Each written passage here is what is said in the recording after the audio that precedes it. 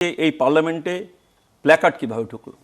মাওলানা ইউসুফ হচ্ছে রাজাকার বাহিনীর প্রতিষ্ঠাতা এবং বাংলাদেশের কোনো পার্লামেন্টে সে নির্বাচিত হয়নি। সংস্কার নিয়ে বিস্তর আলোচনা, জুলাই সনদ নিয়ে যে দীর্ঘ আলোচনা হয়েছে জাতীয় ঐকমত্য কমিশনে, সেখানে আপনারা ছিলেন। সেখান থেকে এর বাস্তবায়ন কি হবে সেটা নিয়ে একটা বিতর্ক নির্বাচনের আগেও ছিল, এখন সেটা বেশ দানা বেঁধে উঠেছে।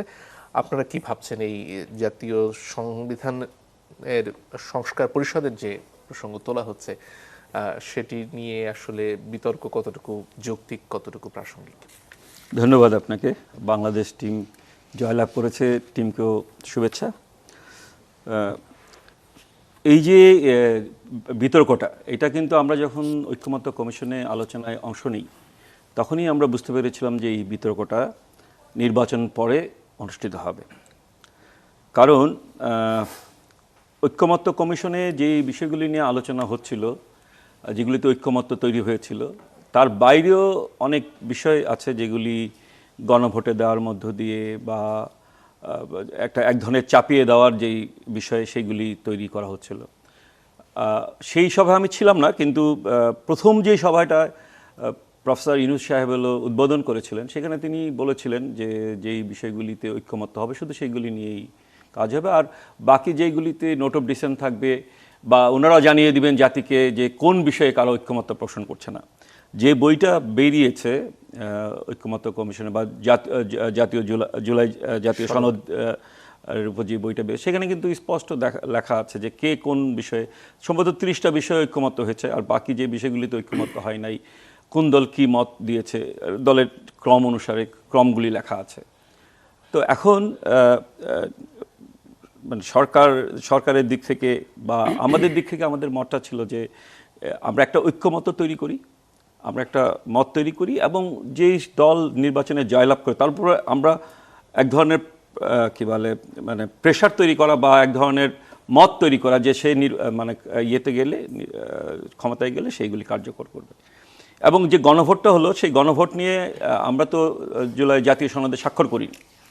আমরা সহ 4টা রাজনৈতিক দল আমরা স্বাক্ষর করিনি, বামপন্থী রাজনৈতিক দল।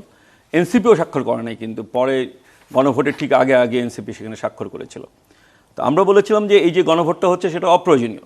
গণভোট দিয়ে ওইখানে যারা এই ঐকমত্য কমিশনের বিষয়গুলি পরিচালনা করেছেন তারাই বলেছেন যে সংসদ সার্বভৌম, বাইরে থেকে সংসদকে কোনো কিছু চাপিয়ে দেওয়া যাবে না, বা আগের যে সংসদের সিদ্ধান্ত পরে সংসদে জন্য ম্যান্ডেটরি নয়। এই যে বিষয়গুলি এসেছে, আপনার যারা বিশেষজ্ঞ ছিলেন তারাও এই বিষয়গুলি বলেছেন, যারা সাংবিধানিক বিশেষজ্ঞ, সাংবিধানিক বিষয় আইন নিয়ে যারা কাজ করেন সুপ্রিম কোর্টে বা হাইকোর্টে, তারাও বলেছেন এই কথাগুলি।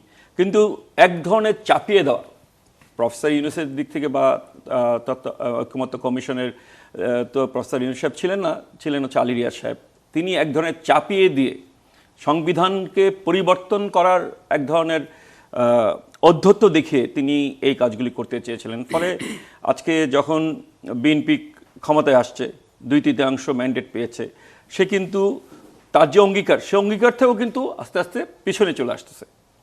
সংস্কার হতে হবে। সংস্কার শুধুমাত্র আমরা যে কথাটা বারবার বলেছি যে সংস্কার শুধুমাত্র সংবিধান নিয়ে না, সংস্কার তো আমাদের জীবনের প্রতিটা ক্ষেত্রে সংস্কার করতে হবে। সেটা পুলিশ নিয়ে করতে হবে, সেটা নির্বাচন নিয়ে করতে হবে, সেটা নারীদের নিয়ে করতে হবে, সেটা আপনার স্বাস্থ্য ব্যবস্থাকে নিয়ে করতে হবে, সেটা শ্রমিকদের নিয়ে করতে হবে। এখানে যতগুলি সংস্কার কমিশন আছে প্রত্যেকটাকে আপনাকে কার্যকর করতে হবে। কিন্তু আলোচনাটাগুলি সীমাবদ্ধ হয়ে গেছিল সাংবিধানিক যেই সংস্কার, সেই সংস্কারে। আর এখন বিএনপি ক্ষমতা আসছে, আমরা তো তাদের কাছে সংস্কার চাই। কারণ সমাজ যেভাবে চলছে, রাষ্ট্র যেভাবে পরিচালিত হচ্ছে, সেইভাবে তো রাষ্ট্র পরিচালিত হওয়ার জন্য তো জুলাই গণঅভ্যুত্থান হয় নাই। জুলাই গণঅভ্যুত্থান হয়েছে একটা পরিবর্তনের জন্য, একটা নতুন বন্দোবস্ত তৈরি করার জন্য। বন্দোবস্ত শব্দটাকে তারা মানে যারা ক্ষমতায় ছিল তারা বন্দোবস্ত শব্দটাকে একটা মানুষের কাছে গালি হিসাবে পরিণত করেছে। কিন্তু আমাদের স্বপ্ন কী ছিল, যারা আমরা জুলাই গণঅভ্যুত্থানে অংশগ্রহণ করেছিলাম, অনেক সময় আমাদের দলের অনেক সিদ্ধান্তের বাইরে গিয়েও আমরা জুলাই গণঅভ্যুত্থানে অংশগ্রহণ করেছিলাম। তো সেইখানে আমাদের বক্তব্য কী ছিল? আমাদের বক্তব্য ছিল যে এই যে শেখ হাসিনা 15 বছর ধরে একটা ফেসিবাদী শাসন পরিচালনা করতেছে, একটা কর্তৃত্ববাদী শাসন পরিচালনা করতেছে। আর যারা ক্ষমতায় আসবে তারা যেন কর্তৃত্ববাদী শাসন তৈরি করতে না পারে এবং তারা যেন একটা ফেসিবাদী আচরণ প্রদর্শন করতে না পারে। সমাজের সর্বত্রে গণতন্ত্রায়ন করতে হবে, সেটা সমাজ, রাষ্ট্র, অর্থনীতি সব ক্ষেত্রে একটা গণতন্ত্রায়ন করতে হবে, যাতে লুটেরারা রাষ্ট্রকে দখল করতে না পারে সেই ব্যবস্থা করতে হবে।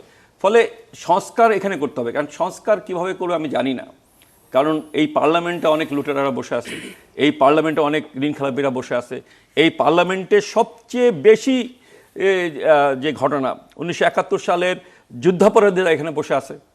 এই parliament morning shows the day, এই পার্লামেন্ট প্রথম দিনেই যে অপকর্মটা করলো সেই অপকর্মের মধ্য দিয়েই ভবিষ্যতে তারা কী করবে সেটা কিন্তু প্রমাণ করে দিচ্ছে। প্রথম কথাটা হচ্ছে যারা দণ্ডপ্রাপ্ত, যাদেরকে দণ্ড দেওয়া হয়েছে, যারা দণ্ড কার্যকর করা হয়েছে, তাদের নামে তো আপনি শোক প্রস্তাব নিতে পারেন না। আরেকটা কথা, যদি আমি যদি সব কিছু বাদ দিই, মাওলানা ইউসুফের নামে কেন শোক প্রস্তাব না হলো? সে কে? মাওলানা ইউসুফ হচ্ছে রাজাকার বাহিনীর প্রতিষ্ঠাতা এবং বাংলাদেশের কোনো পার্লামেন্টে সে নির্বাচিত হয়নি। সে হয়েছিল 1971 সালে যে উপনির্বাচন হয়েছিল, সেই উপনির্বাচনে জয়ী হয়েছিল, যেই নির্বাচনকে বাঙালি জাতি ঘৃণাভরে প্রত্যাখ্যান করেছে।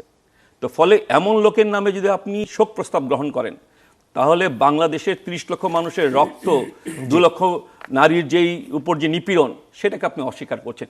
এইটা অস্বীকার করে আপনি তো হচ্ছে সংস্কার করতে পারবেন না। আরেকটা কথা বলে আমি শেষ করছি, সেটা হচ্ছে যে এই পার্লামেন্টে প্ল্যাকার্ড কিভাবে ঢুকলো, কিভাবে পার্লামেন্টে একটা আনপার্লামেন্টারি শব্দ গাদ্দার, সেটা কিভাবে প্রদর্শিত হতে পারলো?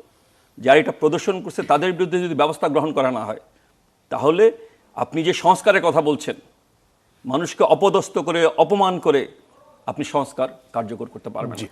রাষ্ট্রপতি সম্পর্কে আমাদের যত ধরনের ক্রিটিসিজম থাকে, সব ক্রিটিসিজম আমরা করতে রাজি আছি, কিন্তু একটা পার্লামেন্টের ভিতরে আপনি গাদ্দার বলে একটা শব্দ ব্যবহার করতে পারেন না। It is unparliamentary. জি।